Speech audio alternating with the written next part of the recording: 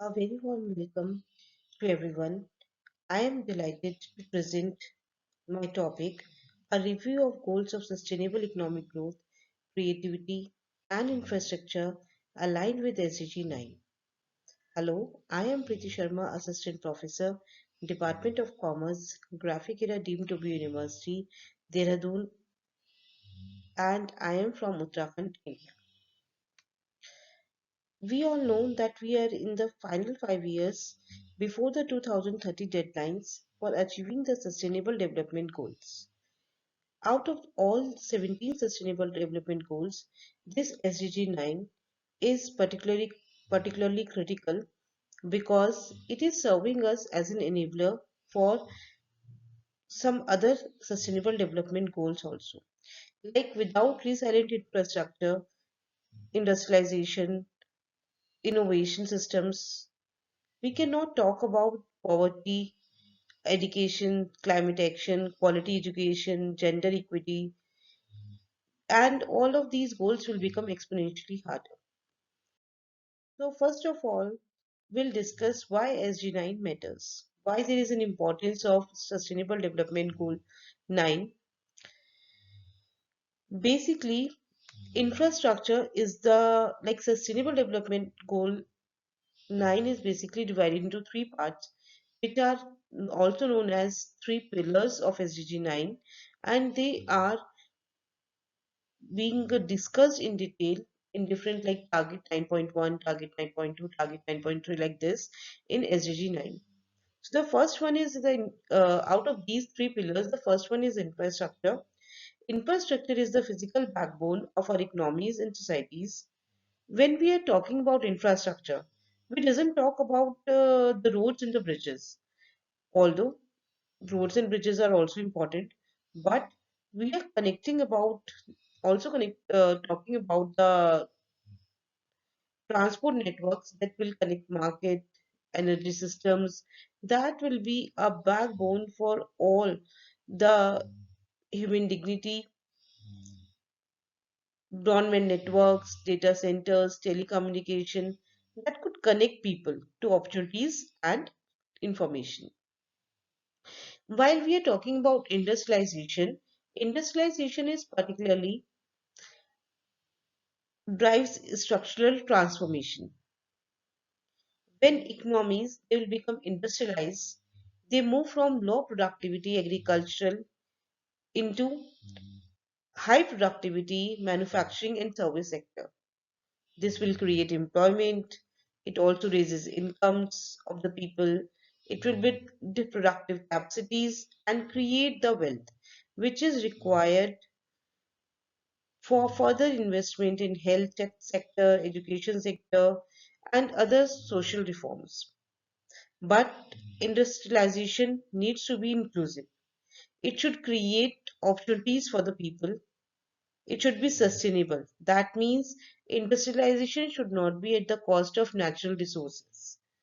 While innovation, now when we talk about sustainable industrialization, here innovation plays a very important role because it unlocks those solutions and it enhances competitiveness globally.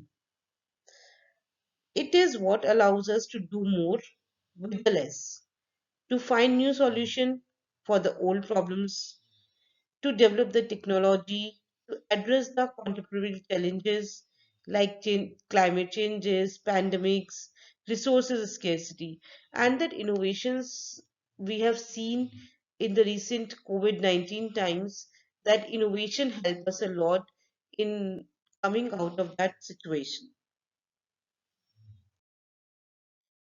Now, while talking about these three pillars of SDG 9, the pillar one, that is infrastructure. Infrastructure now, when we are talking it about inclusive economic growth and SDG 9, we are taking both of them into consideration. The infrastructure should must be reliable.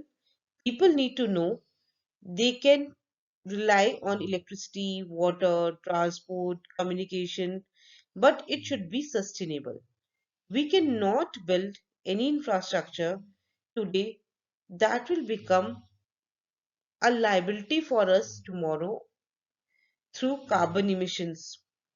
It must be resilient, it should be able to understand climate shocks, it should be able to understand the extreme weather situations and other disruptions which are causing. It should be accessible, affordable for all segments of society.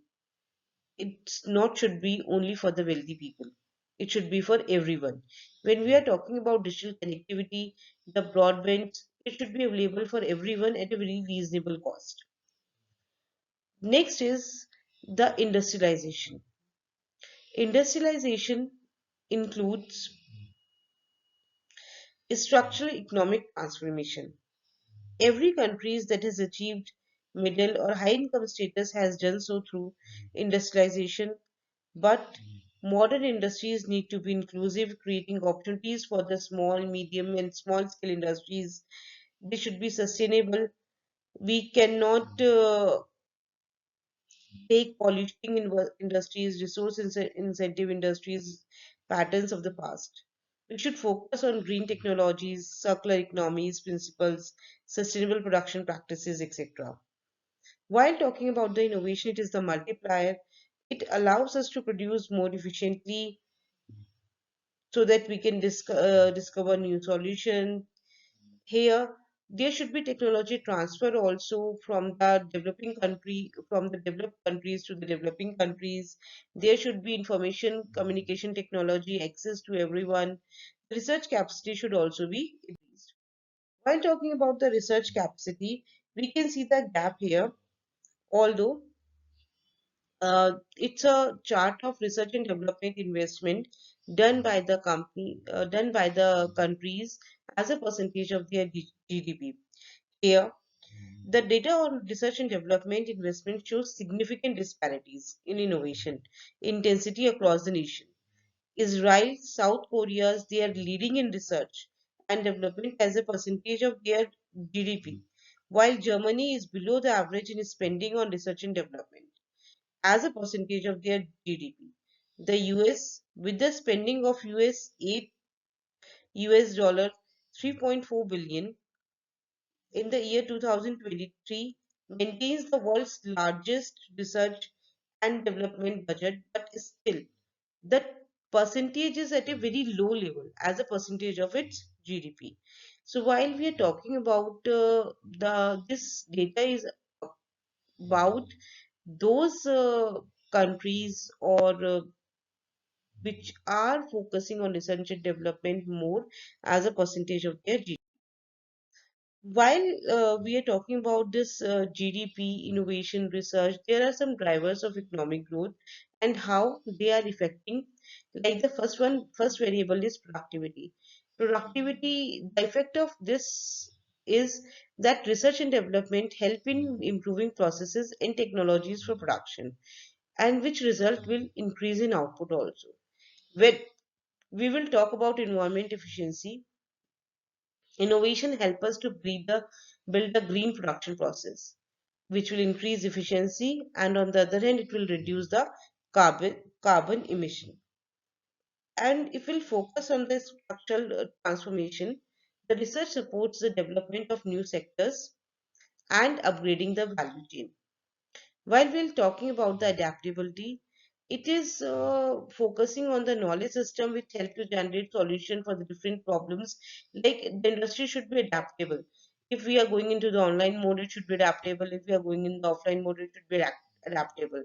And the prices of all the products should be accessible for the low income communities as well as it should not be only for the high income communities, it should be affordable for low income communities. Now, if we come to the challenges, there are some challenges which are faced by these industries. Like the first one is the challenge in the infrastructure deficit. We need to spend according to the need, approx 106 trillion by 2040 versus the current investment levels are very low. Then there is a need to for MSMEs also to invest more, but still the investment are on a lower side. Development also, infrastructure is one of the constraint for productivity and improvement in industrialization in some low income category countries, because there is a lack of constant electricity. About 2.6 billion people, they lack access to constant electricity. Inadequate infrastructure drives capital flight and limits foreign direct investments. Then here in this slide we can see the challenge, that is regional disparities. Here some of the countries like East and South Asia, they are having a very strong position as compared to the sub-Saharan Africa, where it is the only 16.4% people are medium high tech. This will also create a gap. Here the leading regions and the lagging regions are also defined. Now, there is a challenge in regards to digital divide as well, where coverage is more of for 96% of people are living within broadband footprints, but 38% they do not use it because of the affordability. They are just using the phone for the purpose of incoming and outgoing calls. They cannot use it for the purposes as well. Then basically the paper is mainly focused on Asia and the progress which is made it here and the challenges which are faced by the companies here, like the infrastructure resilience to climate shock, SME financing gap, regional disparities with the countries. These are some of the challenges which are faced by the companies. Now the policy recommendations here. Now we should focus more on mobilized financing. That is, we should increase the public research and development. We should strengthen the public private partnership. We should expand the credit facilities to micro, small, medium scale industries. We should align our infrastructure policies in such a way that it should focus more on green industrial policy. That should be in a way of giving subsidies to green industries. Then we should integrate climate risk in planning, and we should deploy resilient standards as well. Then we should increase research and development to 1% plus of GDP. All the countries should focus more on investment in research and development. Then we should expand broadband coverage also, reduce the cost. We should increase the digital literacy programs. It should be launched by the government. We should support credit guarantee and collateral registries, alternative finance mechanism. These are some of the points and the policies which should be implemented by from the side of the government. Here, the time of access to now, still we have 5 years in our hand, where we can coordinate with government, we can coordinate with private sector, society, and international organization with the determination of innovation and genuine global solidarities, as DG9 can drive sustainable development for all. Thank you. Have a nice day.